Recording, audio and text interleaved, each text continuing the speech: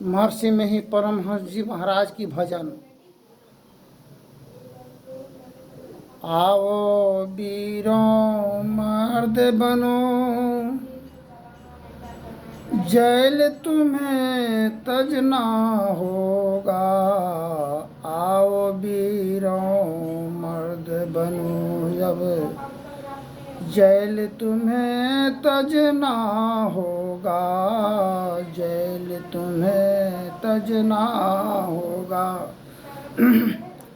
मन निग्रह की समर क्षेत्र में सीधे तीर डटना होगा। मन निग्रह की समर क्षेत्र में सीधे तीर डटना होगा। वक्त नहीं है ये गाफिल, अब गाफिल होकर सोने का। आओ वीरों मर्द बनो, अब जैल तुम्हें तजना होगा। हम लोग अपने आप में बंदी बने हुए हैं।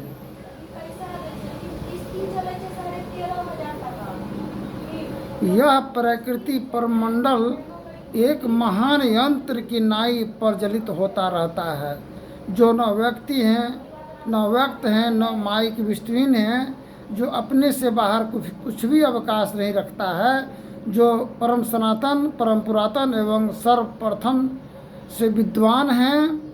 संत मत में उसे ही परम अध्यात्म, परम गुरु, कुल मालिक मानते हैं।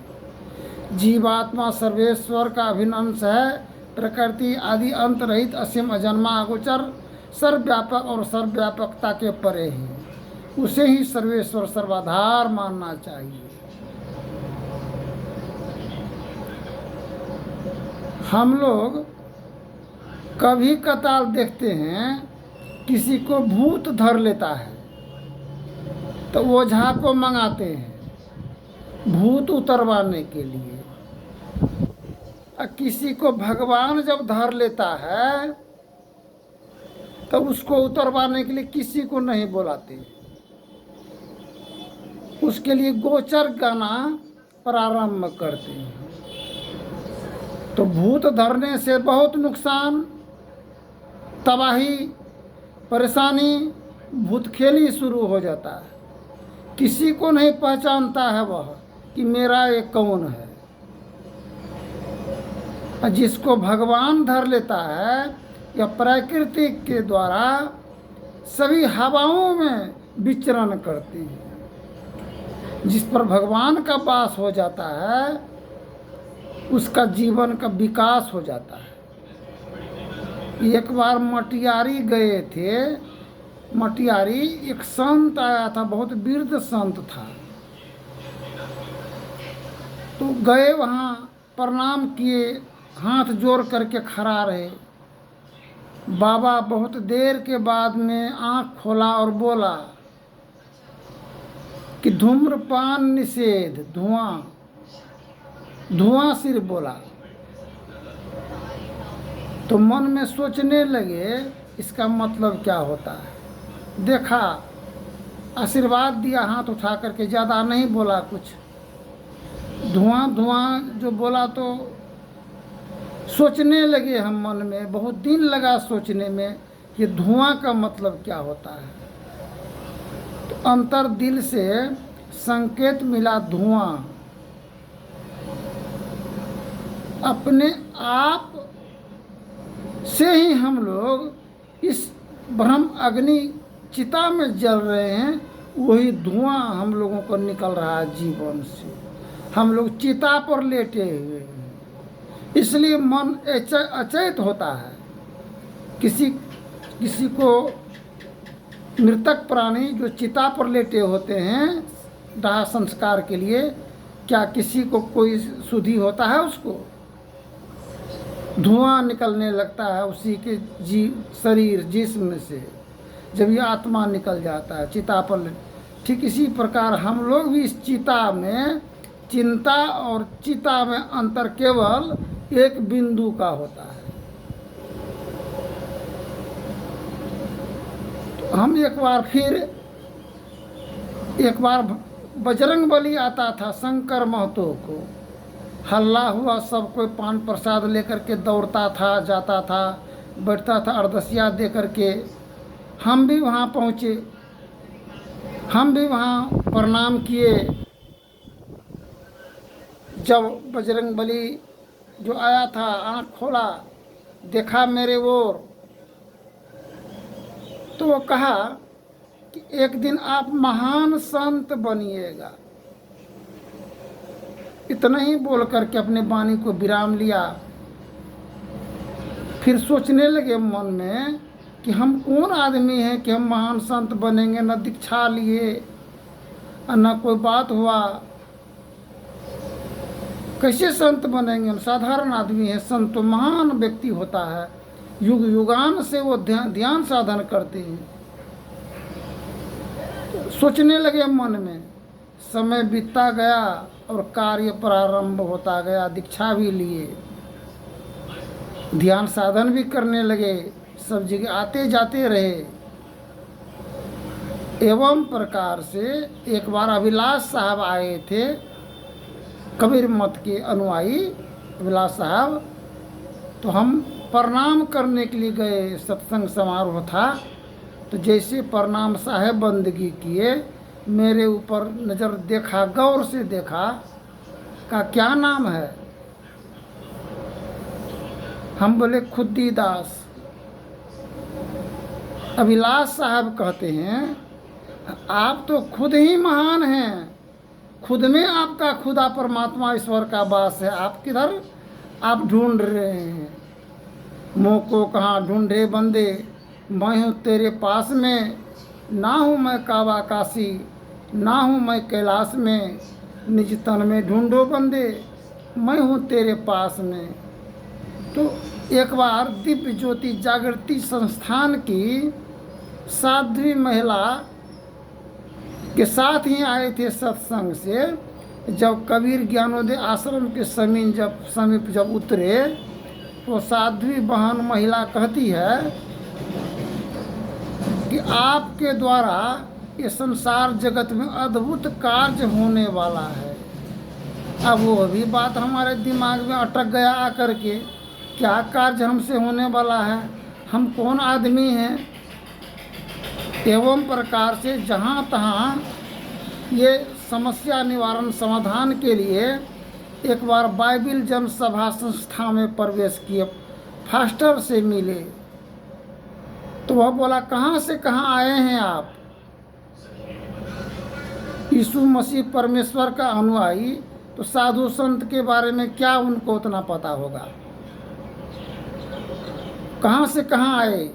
तो हम गोल चिन्ह बना दिए और नीचे से ऊपर तक डांर खींच करके ऊपर ठेका दिए। बोला इसका मतलब? हम बोले हम मेरा जमीन से लेकर के आसमान तक का दौरा है, इतना ही दूर का मेरा सफ़र आना जाना होता है। अब तो फास्टर साहब अचेत रह गए। बोला आपका परिचय? हमने परिचय कल देंगे। कल गए अनार लेकर के भेंट स्वरूप, अनार बेदाना। बोला ये परिचय पूछिए आपका, तो आप अनार दिए हैं हमको, हमने मेरा परिचय यही है। संसार गोल है, पृथ्वी, हम लोग जितने मानव संसार जगत में हैं, इसी दाना के तरह हम लोग उसी में चिपके हुए हैं, संलग्न हैं। अंतर केवल यही है, छोटा छोटा परत अनार बेदाना के अंदर में होता है। अब तो और भी वह परेशान हो गया, कैसे आदमी से हमको मुलाकात हुआ है। बोला प्रमाण क्या है? हमने प्रमाण कल देंगे। फिर तीसरा दिन पहुँचे, प्रमाण के तौर पर नारियल ले जा कर के दिए फास्टर साहब को। तो फास्टर साहब बोला इसका मतलब प्रमाण नहीं पूछे थे आपको हम बोले ये प्रमाण यही है नारियल, और कौन प्रमाण देंगे? हम लोग देखिए पानी, ये नारियल में पहले पानी था, तब इसमें से दरी बना है। ठीक, हम लोग ये जीवन पानी के बुलबुला के समान है। हम लोग पानी से आए हैं और पानी में 5 तत्व में हम लोग विलीन हो जाएंगे। यही मेरा प्रमाण है, प्रत्यक्ष इन प्रमाणम। अब फास्टर साहब को और भी समझ में नहीं आने लगा। बोला एक काम कीजिए, कल जनसभा को संबोधित करेंगे, आप आइए यहाँ। आए, घर आश्रम आए। अब सोचने लगे मन में, हम कहाँ जा कर के फंस गए। हम तो संत हैं, संत कुल से हम आए हैं, दीक्षा भी लिए हैं संत। इधर देखते हैं सब कोई मांस खाने वाला है, सब मछली अंडा खाता है। हमको भी अवसर मिला उसी संलग्न व्यवस्था में भोजन करने का। कैसे कहते कि नहीं खाएंगे, तो शाकाहारी भोजन का हम ऑर्डर दिए कि मेरे लिए शाकाहारी भोजन ही लेकर के आइएगा। सब कोई जनसमूह में जब बैठे तो सबको मेरे पत्तल के तरफ देखने लगा, सबको मेरे तरफ देखने लगा। हम आप लोग क्या देख रहे हैं? 1000 आदमी के बीच में अगर जनसमूह में हो कोई व्यक्ति, जो जहर खाएंगे वही मरेगा, सभी नहीं मर जाएगा। हम शाकाहारी व्यक्ति हैं, शाकाहारी भोजन मेरा आहार है। हम कोई राक्षस नहीं है ना कि राक्षसी भोजन का प्रयोग करेंगे। मानव हैं, मानव का गुण श्रेष्ठ होना चाहिए। अब फिर वो समझ में नहीं आया। अब फिर हमको कहा आप आइएगा। आए तो हम बोले अगर हम उनके तरफ अगर जाते हैं तो संत संस्था मिट्टी पलित हो जाएगा। सारे ही संतों का नाम हम मिट्टी पलित करेंगे। सो नहीं, अब पावर का प्रयोग किया जाए, पावर का। हम बोले कि अगर उसमें पावर अगर होगा, यीशु मसीह परमेश्वर की अनुयायी फास्टर को, वो हमको घींच करके लेकर के चलेगा अपने पावर से। नहीं, मेरे संत महापुरुषों की अगर पावर, अगर क्षमता हम में अगर है, वो स्वयं ही घींचे चले आएंगे। यह तलाश समय का करते रहे, समय गया फिरता नहीं। झट ही करो निज काम, जो बीता सो बीतिया, अभी गहो गुरु नाम। संत बता बिनु गति नहीं, सुनो सकल दे कान। जो चाहो उद्धार को बनो संत संतान।